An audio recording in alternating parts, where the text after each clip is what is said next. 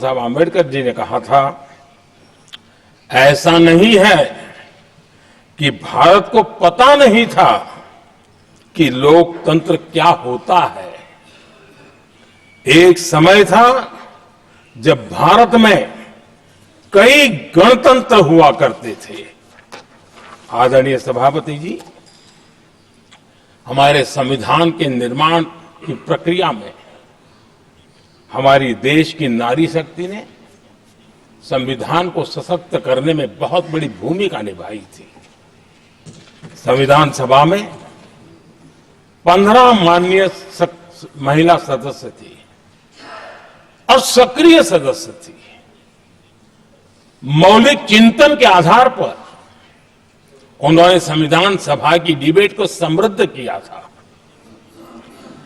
और वे सभी बहनें अलग अलग बैकग्राउंड थी, अलग अलग क्षेत्र की थी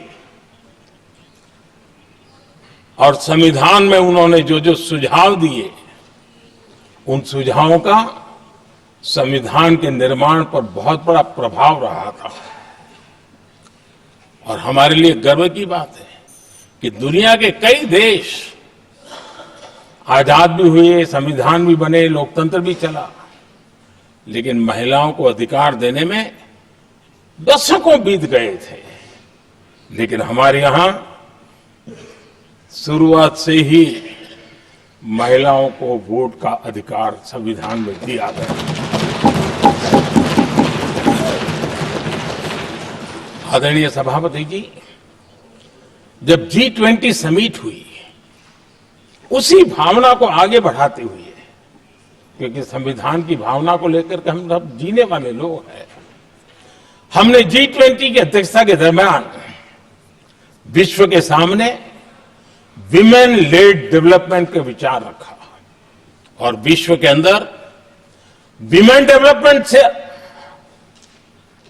अब आगे जाने की जरूरत है और इसलिए हमने विमेन लेड डेवलपमेंट की चर्चा को अंजाम दिया।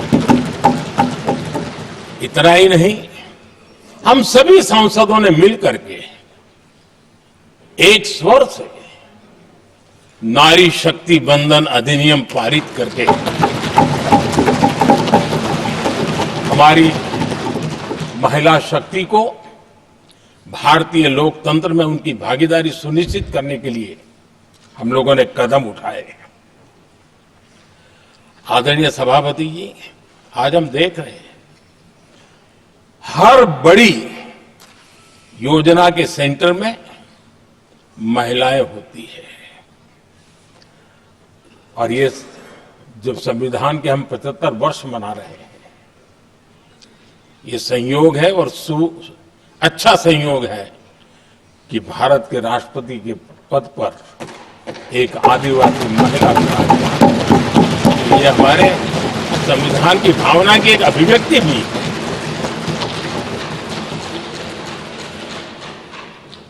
आदरणीय सभापति जी, इस सदन में भी लगातार हमारे महिला सांसदों की संख्या बढ़ रही है, उनका योगदान भी बढ़ रहा है।